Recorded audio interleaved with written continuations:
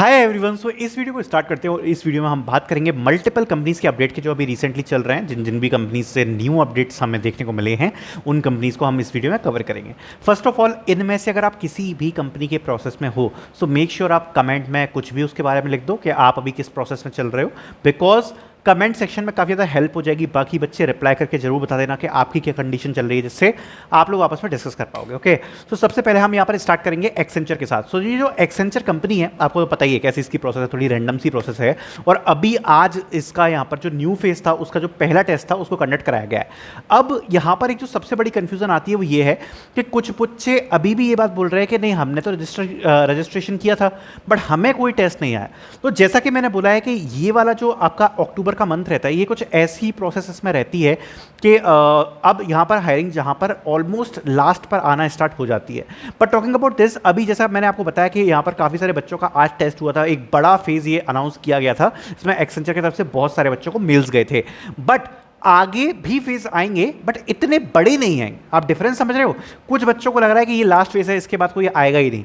देखो, और फेज यहाँ पर एक्सेंचर की तरफ से आ सकते हैं बट इतने बड़े नहीं होंगे जो अभी ये जो अक्टूबर अभी जो कल वाला है ना, ये देखने को मिला। ये काफ़ी बड़ा फेज था जिसमें एक साथ काफ़ी सारे बच्चों को यहाँ पर जो असेसमेंट का मेल था वो यहाँ पर गया था। ठीक है ना। टॉकिंग अबाउट आज जितने भी बच्चों का असेसमेंट हुआ, कुछ बच्चों को थोड़े बहुत इश्यूज भी आए हैं, so you can contact the support team और देखते हैं आपकी प्रोसेस क्या रहेगी। देखो, मैं एक चीज़ और क्लियर करना चाहता हूँ।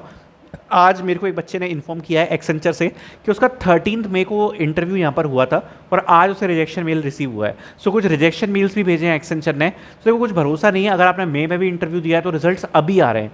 मतलब एक्सेंचर एक ऐसी कंपनी है कि जिसमें अगर आपने सपोज मई में इंटरव्यू दिया है, सो कुछ भी नहीं कहा जा सकता जब तक आपको रिजेक्शन मेल नहीं आ जाता। ठीक है, बिकॉज इस कंपनी में कुछ भरोसा नहीं है कि आपका रिजल्ट 7 महीने बाद दे, 8 महीने बाद दे, 9 महीने बाद दे, 10 महीने बाद दे। तो कुछ भी भरोसा नहीं है। सो जब तक आपको रिजेक्शन मेल नहीं आ जाता, मेक श्योर कि आप लगे रहें कंपनी के लिए एंड आप नज़र बनाए रखें और कंपनीज में बाकी में अप्लाई करते रहें, चांसेस आपके रहेंगे। ठीक है, अब बात करते हैं एक्सेंचर की ऑनबोर्डिंग के बारे में। सो एक्सेंचर की ऑनबोर्डिंग को लेकर काफ़ी सारे बच्चों के डाउट्स हैं। तो देखो, फर्स्ट ऑफ ऑल, एक्सेंचर की जो ऑनबोर्डिंग है, अगर आपका उसमें सिलेक्शन हो गया है, you are waiting for the onboarding, so बिल्कुल धीरे धीरे ऑनबोर्डिंग के भी फेजेस आ रहे हैं। अभी टोटल 3 फेजेस के अराउंड यहाँ पर आ चुके हैं ऑनबोर्डिंग के, जिसमें कुछ बच्चे जो पुणे के थे, कुछ महाराष्ट्र के थे, उनकी यहाँ पर आपको ऑनबोर्डिंग देखने को मिली है। बाकी एक्सेंचर की जो ऑनबोर्डिंग है, काफ़ी बच्चों का ये डाउट है कि भैया मैक्सिमम टाइम बता दो कि कब तक चल सकती है। तो देखो, एक्सेंचर की जो मैक्सिमम ऑनबोर्डिंग का टाइम है वो रहेगा नेक्स्ट ईयर तक का। नेक्स्ट ईयर मार्च अप्रैल आप मान के चलो, तो तब तक भी यहाँ पर, या फिर हो सकता है जुलाई तक भी खिंच जाए, इतना भी टाइम लग सकता है ऑनबोर्डिंग के लिए। सो बेटर रहेगा कि आप अदर कंपनीज में भी ट्राई पैरेलली करते रहो। अगर किसी की ज्वाइनिंग जल्दी आ जाती है तो आप उसको ज्वाइन कर लेना। ठीक है, तो एक्सेंचर की ये बात अब उनकी आगे हो गई। अब आगे बढ़ते हैं विथ विप्रो। सो विप्रो में काफ़ी सारे बच्चे बहुत सारे डाउट हैं। देखो, विप्रो के डाउट्स का जो सीन है वो कुछ ऐसा है कि मैं प्रॉपरली एक बार में क्लियर नहीं कर पाऊँगा। क्यों नहीं कर पाऊँगा? विप्रो ने मल्टीपल फेजेस कंडक्ट करा दिए हैं विप्रो अलाइट के। हर बैच का जो स्टेटस है वो अलग है और सबकी प्रोसेस अलग अलग चल रही है। किसी का इंटरव्यू हो गया, किसी का SVR हो गया, किसी का भी एप्टीट्यूड हुआ 22 को। तो बच्चों को नहीं समझ में आ रहा कि किसी से पूछते तो उसकी प्रोसेस अलग है, किसी से पूछते किसी की प्रोसेस अलग है।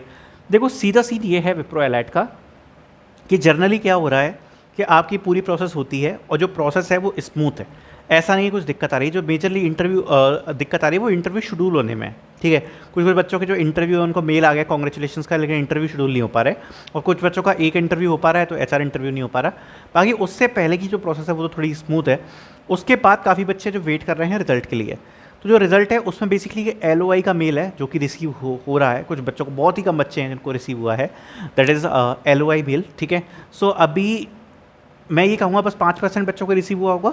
सो if you are waiting for the result, keep waiting, patience रखो और बाकी कंपनीज में भी पैरेलली अप्लाई करते रहो, क्योंकि देखो कंपनीज के रिजल्ट्स में टाइम लग जाता है, काफ़ी टाइम लग जाता है। सो कोई और चारा नहीं है फिर आपके पास। ठीक है, तो ये बात है। अब बात करते हैं IBM के बारे में। सो IBM का यहाँ पर अभी सॉफ्टवेयर डेवलपर की ड्राइव हुई थी जिसमें काफ़ी कम बच्चों को इंटरव्यू का इन्वाइट आया। वो ड्राइव खत्म हो चुकी है। द मेजर पार्ट इज, मैंने उसमें बोला था कि कोई मास हायरिंग नहीं है लेकिन अच्छी हायरिंग है। ठीक है, क्योंकि पे पैकेज ज़्यादा है तो ऑब्वियसली उतने पैकेज के लिए बहुत सारे बच्चों को तो इंटरव्यू नहीं भेजेगी IBM। ठीक है, दूसरी बात, some students are waiting for the IBM कोडनेक फॉर दिस ईयर। तो देखो, मैं आपको यहाँ पर एक चीज़ क्लियर करना चाह रहा हूँ, how is the condition now. ठीक है, so first of all, if you can see, so अभी थोड़ा सा टाइम हो गया है जब, इफ़ यू कैन सी, तो पूल कैंपस की ड्राइव्स देखने को मिल रही हैं, साथ साथ में कुछ कुछ ऑफ कैंपस की हायरिंग्स ड्राइव देख रही हैं। या कुछ अगर आप ऐसे कहो कि कुछ बहुत बड़ी बांस हायरिंग देखने को मिल रही है ऑफ कैंपस में, तो बहुत एक लंबा पीरियड हो चुका है जो हमें देखने को नहीं मिली है। ठीक है, बहुत एक लंबा पीरियड हो गया ऑफ कैंपस में जो हमें देखने को नहीं मिली है। होप करते हैं कि जल्दी देखने को मिले, एटलीस्ट अक्टूबर के मंथ में एक ड्राइव तो देखने को मिले कोई जो बहुत बड़ी मास हायरिंग हो। बिकॉज जो वैसी हायरिंग है, नॉर्मल हायरिंग्स वो काफ़ी सारी देखने को मिल रही हैं, बट जो प्रॉपर एक बड़ी मास हायरिंग होती है वो नहीं देखने को मिल पा रही है।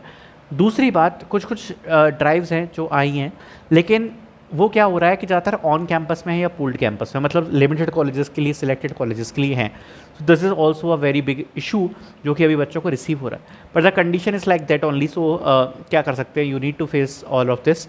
एंड सडनली मैं आपको यही बोलूँगा कि मेक श्योर कि किसी भी कंपनी में आप अप्लाई करना मिस ना करें, क्योंकि अगर देखो अप्लाई करना मिस करोगे तो एक प्रॉब्लम हो जाती है कि समटाइम्स क्या होता है कि कुछ कंपनीज एकदम से रिवर्ट कर देती हैं जिनका हमें समझ में नहीं आता, और फिर वो एक अच्छी अपॉर्चुनिटी हो जाती है। तो एटलीस्ट जो हायरिंग्स आपको ऐसा लग रहा है देखने में अच्छी लग रही हैं, उनको एटलीस्ट आप मिस नहीं करना। अभी कंडीशन थोड़ी सी ऊपर नीचे चल रही है यहाँ पर, ठीक है। देन आगे बढ़ते हैं। आगे बढ़ते हुए हम यहाँ पर बात करने वाले हैं नेक्स्ट कुछ अपकमिंग हायरिंग की। तो देखो अभी जो सबसे रीसेंट हायरिंग है जो आ सकती है, जिसका अनाउंसमेंट किसी भी टाइम हो सकता है, दैट इज़ डेलॉयट एनएलए। ठीक है, सो डेलॉयट एनएलए ट्रेन एंड हायर वाले मॉडल पे चलेगी। सो जो लास्ट ईयर डेलॉयट एनएलए नहीं, डेलॉयट ओटीएन, मैंने गलत बोल दिया, डेलॉयट ओटीएन।